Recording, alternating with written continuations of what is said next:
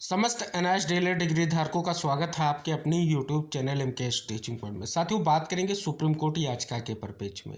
याचिका disposed of हुई है, सुनवाई का फाइनल निष्कर्ष क्या है, रिव्यू पिटीशन पर क्यों बात हुई है, हाई कोर्ट परमिशन को लेकर के क्या निष्कर्ष है, किन तथ्यों को कोर्ट के सामने रखा गया है, क्या निष्कर्ष निकल कर आ रहा है, इस वीडियो के माध्यम से चर्चा करेंगे। निवेदन करेंगे वीडियो को शेयर करके चैनल को सब्सक्राइब कर लीजिए। साथियों, सर्वप्रथम हम जानेंगे केस का जो आपका स्टेटस क्या शो कर रहा है। यहाँ पर आप देख रहे हैं diary number 6862/2024 Priyanka Kumari versus union of India. यहाँ पर आपको अवगत करा दें, इस याचिका में अब जो स्टेटस आपका है वो डिस्पोज्ड का आ रहा है। यहाँ पर आप देख रहे हैं, यहाँ पर डिस्पोज्ड ऑफ एज विड्रॉ आज की डेट जो है आपको देखने को मिल रही है। हालांकि लिखित आर्डर अभी तक नहीं आया है, लेकिन स्टेटस या स्टेज में स्पष्ट हो गया है कि जो याचिका है वो डिस्पोज्ड हो चुकी है, यानी इसको जो है विड्रॉ कर लिया गया है। आप सभी साथियों को अवगत करा दें, जो याचिका थी इसमें सारे पिटिशनर्स जो थे वो बिहार के थे। तो साथियों, बिहार को लेकर के ये केस सूचीबद्ध हुआ था। इसके बाद जो है कई अन्य जो है याचिकाओं को टैग करने की बात भी की गई थी। तो अब साथियों यहाँ पर जो है बात रखी गई, क्योंकि आप सभी को पता है एनआईएस डीएलएड का पक्ष रखने के लिए मुकुल रोहतगी सर जो है कोर्ट में अपीयर हुए और उन्होंने स्पष्ट तौर पर कोर्ट के सामने रखा कि जो आपने एक जजमेंट दिया है, बृहद जजमेंट है, उसके बारे में भी उन्होंने बताया कि जो ये जजमेंट दिया है उसमें जो है ये जो है स्टेट पार्टी नहीं था। तो इस स्टेट की जो है बातों को सुनने के लिए ये याचिका रखी गई है और इन अभ्यर्थियों के जो है हितों को ध्यान में रखते हुए कहीं ना कहीं याचिका सुनी जाए, उनके प्रेयर करने का अर्थ यही था। लेकिन कोर्ट ने सबसे पहले ये जब सुना कि ये जो बिहार थी ये पार्टी नहीं थी, जो है उस सुनवाई में जो आपका मामला निस्तारित हुआ है, तो पहले तो स्पष्ट किया गया कि आप जो है प्रॉपर चैनल में आइए। प्रॉपर चैनल का अर्थ है पहले आप हाई कोर्ट जाइए, हाई कोर्ट के बाद जो है आप जो है सुप्रीम कोर्ट आइए। तो साथियों ये तो स्पष्ट हो गया। दूसरी बात साथियों स्पष्ट कर दें कि यहाँ पर हाई कोर्ट को लेकर के आप सभी को पता है, इससे पहले कौशिक दास वाले केस में भी हाई कोर्ट के लिए परमिशन दी गई थी। आप सभी को पता है, लास्ट में जो वीडियोस में आप देखेंगे जस्टिस सीमा कोहली मैम जो है स्पष्ट तौर पर जो है हाई कोर्ट की परमिशन ग्रांट को लेकर के कहीं ना कहीं उन्होंने स्पष्ट कहा है और ये आर्डर में आपको मेंशन होकर के आएगा, ये देखने को जरूर मिलेगा। तो साथियों यहाँ पर स्पष्ट हो रहा है, एक तो परमिशन दे दी गई, दूसरी बात जो निकल कर सामने आई वो रिव्यू पिटीशन की आई। क्योंकि साथियों जस्टिस जो है आपके जो सानुद्दीन अमन उल्लाह सर ने एक बात बोली कि आप जो है रिव्यू के माध्यम से आइए, क्योंकि जो जजमेंट आया है अगर जजमेंट में कोई स्थिति लग रही है कि स्थिति स्पष्ट नहीं है या हमारी बातों को फिर से सुना जाना चाहिए, तो आप रिव्यू में आइए। कहीं ना कहीं रिव्यू का अर्थ यही होता है कि अगर आप जजमेंट से स्पष्ट तौर पर कहीं ना कहीं उसमें कुछ तथ्य ऐसे हैं जिनको आप फिर से कोर्ट के सामने रखना चाहते हैं, तो आप रिव्यू के माध्यम से आइए। तो दूसरी रिव्यू की यहाँ पर बात निकलकर सामने आई है। ऐसा आप जो है लाइव वीडियो में भी आपने सुना होगा, आपने देखा होगा। तो स्पष्ट तौर पर दो निष्कर्ष निकल रहे हैं, एक तो हाई कोर्ट आप जा सकते हैं, दूसरा आप रिव्यू के माध्यम से आ सकते हैं। अगर आप जो है अपनी बात को रखना चाह रहे हैं कोर्ट में एक बार फिर से, तो आपके लिए अब ऑप्शन जो है रिव्यू का है, क्योंकि रिव्यू के माध्यम से आप आएंगे तो आपकी बात को सुना जाएगा। हालांकि रिव्यू से क्या चांसेस हैं कि वैधता को लेकर के कुछ निष्कर्ष निकलेगा या नहीं निकलेगा, ये अलग की बात है। लेकिन जो स्पष्ट तौर पर एक कहीं ना कहीं प्रोसेस है उसमें स्पष्ट हो रहा है कि आपको रिव्यू के माध्यम से आना होगा। कहीं ना कहीं कोर्ट के कहने का और जो है स्पष्ट रुख यही निकल कर आ रहा है।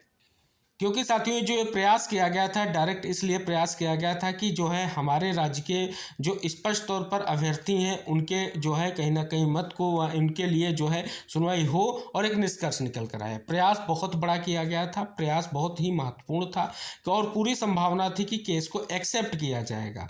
और आज की सुनवाई में पूरा यही प्रयास था कि केस को एक्सेप्ट किया जाए। हालांकि जैसे ही इस बेंच में केस लगा था, सभी के मन में एक संशय उत्पन्न हो गया था कि उसी बेंच में केस गया है जिस बेंच से जो है स्पष्ट तौर पर पहले ही कौशिक दास वाला केस जो है स्पष्ट तौर पर कहीं ना कहीं डिस्पोज्ड हो चुका है। और साथियों उस सुनवाई में आपने दो सुनवाइयों में ऐसा देखा था कि कोर्ट का जो है कड़ा सख्त रुख देखने को भी मिला था। लेकिन साथियों आज फिर से जो है एक बार जो है एनआईएस डीएलएड अभ्यर्थियों की जो उम्मीदें थी कहीं ना कहीं वो स्पष्ट नहीं हो पाई, यानी उन पर कोई सकारात्मक निष्कर्ष नहीं निकल सका और फिर से जो है याचिका को डिस्पोज कर दिया गया। अब अगर बात कर ले साथियों यहाँ पर, तो अब सुप्रीम कोर्ट में सुनवाई के लिए एक ही ऑप्शन है, वो है आपका रिव्यू पिटीशन। क्योंकि साथियों जो आपका जजमेंट आया है अब उसके लिए आप रिव्यू की स्थिति पर जो है कहीं ना कहीं कोर्ट ने स्पष्ट कर दिया, अगर आप सुप्रीम कोर्ट में डायरेक्ट आ रहे हैं तो रिव्यू के माध्यम से आइए और रिव्यू के माध्यम से स्थितियां कहीं ना कहीं कोर्ट सुनेगा।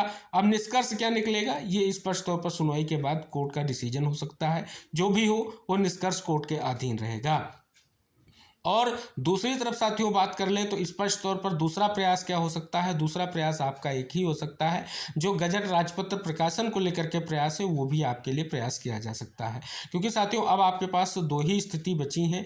अब देखने वाली बात होगी कि अगला जो है प्रयास क्या रहता है न्यायाधीश डीएलएड अभ्यर्थियों के माध्यम से। क्योंकि साथियों अभी तक जो प्रयास किए गए हैं उनके किसी भी तरीके से कोई सकारात्मक निष्कर्ष मिलता ना देख करके अभ्यर्थियों के मन में बहुत सारी जिज्ञासाएं भी हैं और हताशाएं भी हैं।